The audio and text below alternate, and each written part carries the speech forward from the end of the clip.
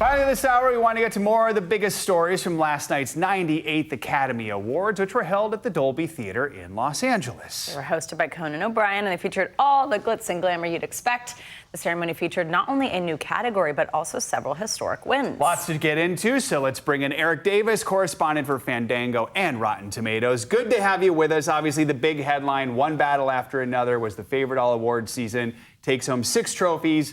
Best Picture, also an inaugural award that it wasn't supposed to win. That was a little bit of a surprise. Walk us through their big night. Yeah, it took the Best Casting Award for the first time. I think it was a bit of an underdog to Sinners. Sinners had won the Best Cast Award at the Actor Awards, and so that was a big win. Yeah, it led all films with its 6 wins. I think coming into Oscar night, it was a favorite for Best Picture and Best Director, especially. It took those awards. And, you know, I think not only because One Battle After Another is a phenomenal film, but I think there was also a sense of Paul Thomas Anderson is due. A lot of people wanted him to win for his film There Will Be Blood. He did not win. And so I think, you know, this was his year. And it was great to see Sean Penn also winning.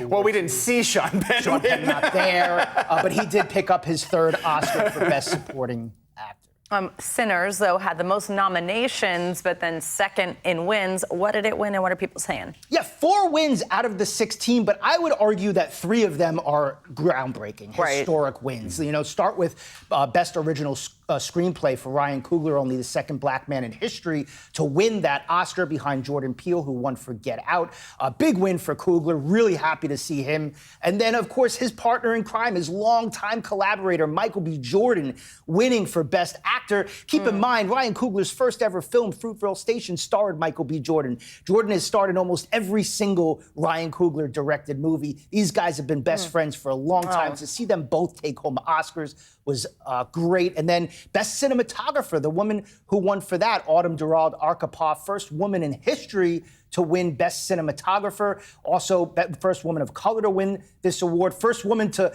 make a feature film in large formats like IMAX 65 millimeter and Ultra Panavision 70. So just a historic night all around for Sinners, I think. Have those two been working together a while, that Coogler and the cinematography? Has that been a pairing, or is this their first time, do you know? I believe this is their first time. Okay, got it. Yeah, it works. Yes, but it definitely worked.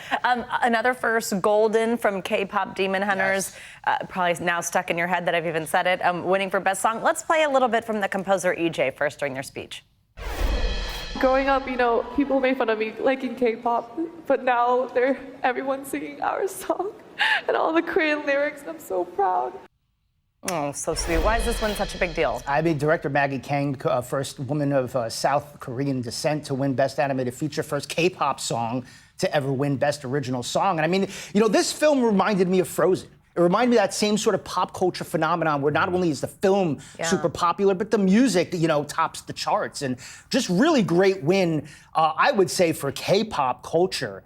Which has sort of been surging, and we've seen it at Fandango with the different anime releases and what have you. So just a really great win. EJ has been all over award season. They performed Golden, I want to say, like 25 times this award season. So I think everybody's like, all right, I'm done hearing Golden. Right. But there is a sequel in the works, so get ready for more hit music. Yeah, and I love how they gave everyone the lights in the audience. So you had the lights going on during the performance, which was a lovely moment there. Okay, this was one of those moments that I love was genuine. We had a tie, and that so rarely happens. They always prepare the presenters what to say in that moment, and Kumail was ready for it to announce it. And this is only the 7th time we've had that, but talk about this. 7th time in history. This was for live action short film, The Singers, and 2 people exchanging saliva, probably 2 films not a lot of people saw, but they both tied. Like you said, Kumail Nanjiani, that was probably my favorite moment of his reaction to that tie. Everybody calm down, relax, we're gonna get through this together.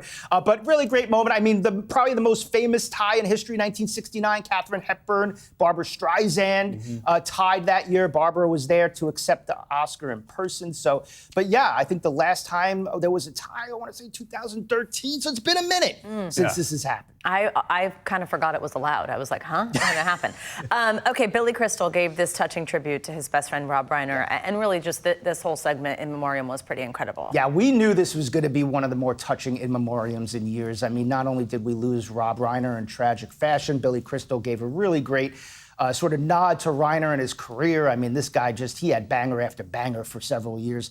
And then, of course, we also had Barbra Streisand speaking about Robert Redford. I thought that was a really great moment. She sang at the end there. So just a really hard year for Hollywood. A lot of losses this past year, and this was a really great moment, touching moment. Great to see Billy up there honoring Mr. Rob Reiner. I think there are a lot of questions about, with so many huge losses this last year, how they were going to handle that segment, and I thought it was very well done, actually, hearing the voices from the people who worked with them closest over time. We should ask you, this was Conan's second time hosting the event. How do you think, this is not an easy job. Remember, we went a few years where we just didn't have any hosts because no one wanted to do it. How do you think he did? What's the reviews? I think he did great. I mean, his whole opening, dressed as Aunt Gladys from Weapons, with the kids chasing him through the Best Picture nominees, was just fantastic. Really great way to open. And that, I think, is the way you want to open an Oscar. And yeah, he was great. He had jokes that sort of were wide-ranging, some of them timely, some of them about the nominees. And I just thought all around, just a really well-produced show all around. I think not only him, but the musical numbers, that Sinners number was spectacular. So I think just a well-produced show, all around, great night. Do you think we're over the hump on movies and sort of a comeback post-pandemic? I think so. People are going to the movies, and we got a summer blockbuster season coming up. We have a Christopher Nolan movie, a Steven Spielberg movie. There's a Dune movie that's coming out at the end of the year. There's an Avengers movie coming. So there's a lot, Toy Story movies. There's a lot coming on the way. I think movie theaters are going to be packed for the rest of the year. That's good to hear. Erik Davis, good to have you with us after a long night, I'm sure. Thank you. That is going to do it for this hour of Morning News Now. Stay with us, though. The news continues right now.